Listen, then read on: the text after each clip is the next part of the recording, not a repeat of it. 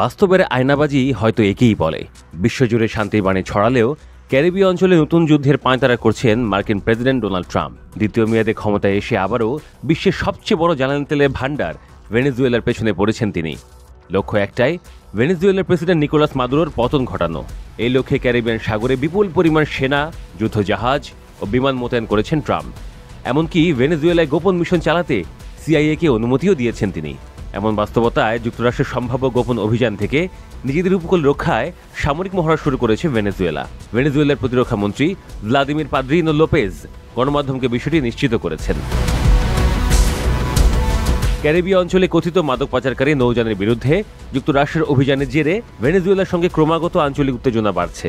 সম্প্রতি ভেনেজুয়েলার নৌযানে মার্কিন হামলায় কমপক্ষে 43 জন নিহত হয়েছেন। এর মধ্যে ভেনেজুয়েলার আশপাশে ক্যারিবীয় অঞ্চলে বিমানবাহী রণতরী মোতায়েনের নির্দেশ দিয়েছে যুক্তরাষ্ট্রের প্রতিরক্ষা সদর দপ্তর পেন্টাগন। এর একদিন পরই মার্কিন শক্তির কাছে মাথা নত না করা ভেনেজুয়েলার পক্ষ থেকে সামরিক মহড়ার ঘোষণা এলো। ভেনেজুয়েলার প্রতিরক্ষা মন্ত্রী ভ্লাদিমির পাদ্রিনো বলেন, আমরা আমাদের উপকূল সুরক্ষায় একটি সামরিক মহড়া চালাচ্ছি। বড় আকারের সামরিক হুমকি মোকাবিলার পাশাপাশি মাদক পাচার, সন্ত্রাসী হামলা ও দেশের ভিতরে অস্থিতিশীলতা সৃষ্টি করতে পারে এমন গোপন অভিযান থেকে নিজেদের রক্ষা করাও এই মহড়ার উদ্দেশ্য। সম্প্রতি ভেনেজুয়েলায় গোপন অভিযানের হুমকি দেন মার্কিন প্রেসিডেন্ট ডোনাল্ড ট্রাম্প। তিনি জানান, ভেনেজুয়েলা অভিযান চালানোর জন্য সিআইএকে অনুমোদন দিয়েছেন তিনি। এছাড়া ক্যারিবীয় দেশটিতে কথিত মাদক চক্রের বিরুদ্ধে স্থল হামলা বিষয়টি তিনি বিবেচনা করছেন বলেও জানিয়ে দেন। ট্রাম্পের দাবি, ভেনেজুয়েলার মাদুরো নিজেই মাদক চক্রের নেতৃত্ব দিচ্ছেন। এই চক্র যুক্তরাষ্ট্রে ভয়াবহ মাদক ঢুকিয়ে দিচ্ছে। ফলে যুক্তরাষ্ট্রের গর্বের প্রতীক অত্যাধুনিক B-2 বোম্বার, 10টি F-35 যুদ্ধবিমান ও পারমাণবিক শক্তিচালিত একটি সাবমেরিন পাঠিয়েছেন ক্যারিবীয় অঞ্চলে।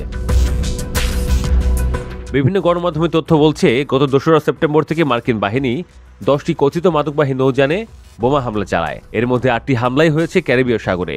মার্কিন সেনারা এমন আগ্রাসী হয়ে ওঠায় নিজেদের রক্ষায় সব ধরনের প্রস্তুতি নিতে শুরু করেছে ভেনেজুয়েলা। ভেনেজুয়েলার রাষ্ট্রীয় টেলিভিশনে প্রচারিত ফুটেজে দেখা গেছে দেশটির 9টি উপকূলীয় প্রদেশে সামরিক বাহিনী মোতায়েন রয়েছে। এছাড়া মাদুরোর বেসামরিক মিলিশিয়ার এক সদস্যকে রাশিয়ার তৈরি কাঁধে বহনযোগ্য বিমান বিধ্বংসী ক্ষেপণাস্ত্র বহন করতে দেখা গেছে। অনেক বিশেষজ্ঞের মতে, ক্যারিবীয় উপকূলে এমন যুদ্ধ পরিস্থিতির জন্য ট্রাম্প দায়ী। একদিকে সারা বিশ্বে যুদ্ধ থামানোর জন্য ক্রেডিট নিয়ে নিজেকে শান্তিদূত হিসেবে জাহির করছেন, আরেকদিকে ভেনেজুয়েলার সাথে ট্রাম্প যুদ্ধে ডামাডোল বাজাচ্ছেন বলে নিন্দা জানাচ্ছেন তারা।